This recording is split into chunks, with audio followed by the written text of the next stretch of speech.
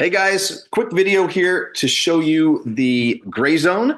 It's an area that we have talked about a lot, and it's one of the most important areas on the ice, both in the defensive zone and in the neutral zone. And if we get it right, we're going to create a lot more opportunities for ourselves and also prevent a lot of high danger scoring chances against. So I'm going to share my screen and I'm going to give you a quick overview of what we want to be thinking about as we deal with the puck in the gray zone.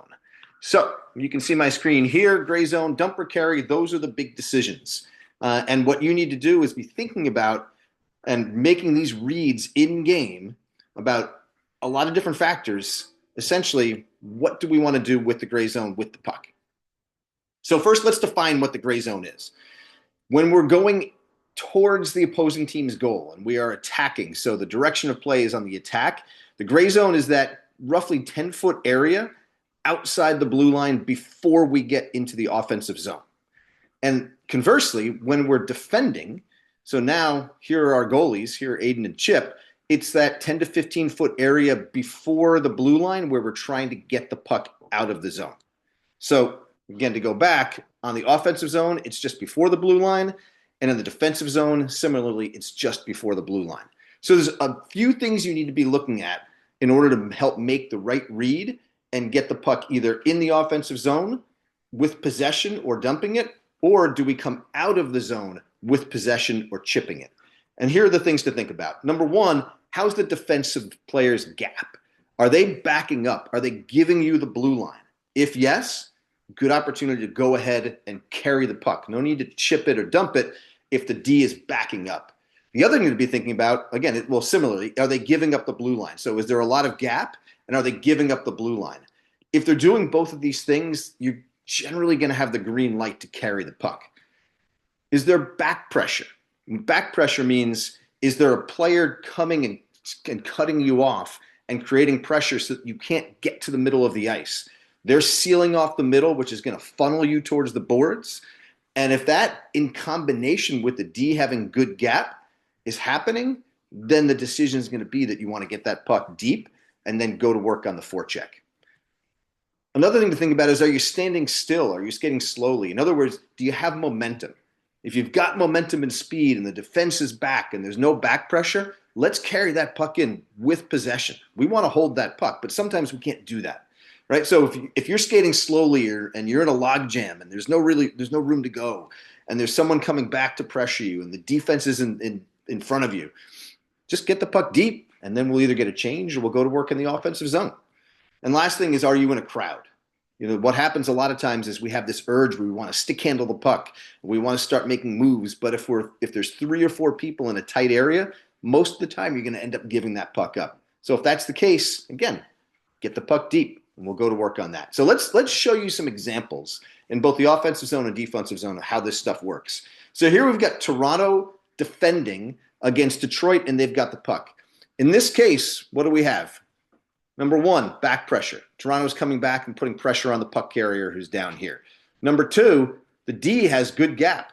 Sticks are out. They're defending with pretty tight area in the neutral zone, and they haven't started giving up the blue line. In that situation, clear opportunity, get the puck deep. You've got a center here who's driving. If you get that puck deep in, that center can come in. The wing can go in and create a good offensive zone possession or at least a good forecheck. Same game, but now a little different scenario. Puck carrier is down here. Do we have the D giving up the blue line? Absolutely. Their skates are behind the blue line already. Do they have good gap?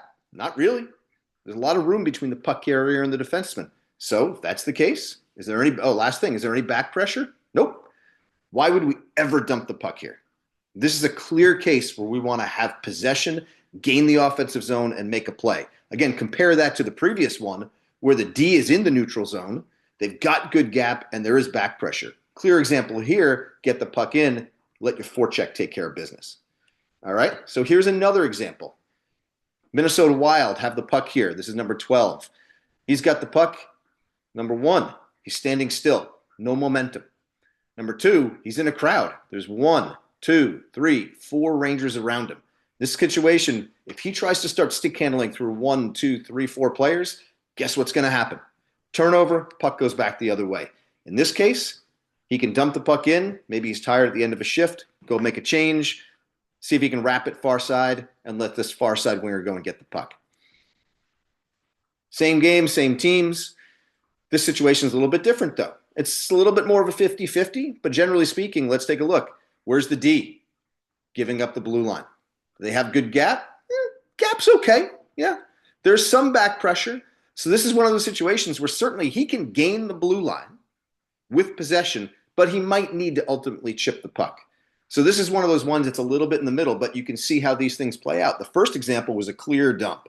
The second one was a clear carry. This one's a little bit different, but you can see the factors in play, right? In this situation here, he's got two guys on the far side. Might be a good spot where he can gain the blue line, dump the puck hard, wrap it around, and let these two guys go to work on the forecheck.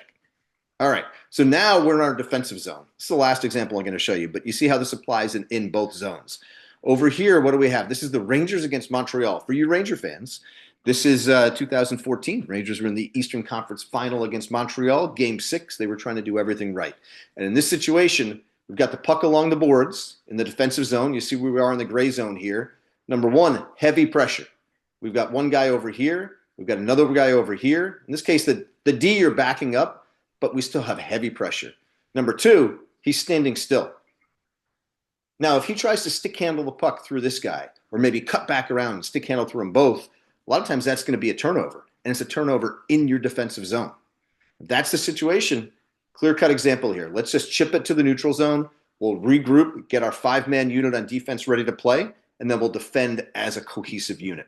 No reason to try to stick handle through somebody here and be a hero when it's not going to lead to anything. All right? So that's it. There's a bunch of different examples here. We'll go back and just do a quick recap. The things you want to be thinking about. Number one, D's gap. Are they tight on you? Are they playing you aggressively in the neutral zone? Number two, what's going on at the blue line? Are the D backing up? Are they giving you the blue line? If those two things are the case and they're actually backing up and there's not good gap, next, is there any back pressure? If no, let's go. Let's play some offense. Hold the puck. Let's make some moves. If not, let's get the puck deep. Third, are you standing still? Do you have positive momentum? And are you in a crowd? All right. So this is something, it's a situation that comes up all the time, both in the defensive zone and in the offensive zone. And if we're able to figure this out, again, I think what you're seeing is that we're going to get a lot more good opportunities if we make those good decisions. And are we able to prevent those high danger scoring chances against, which usually come when we turn the puck over in the gray zone. So that's it. Hopefully, guys, you learned something here, and we'll see you at the rink. Bye now.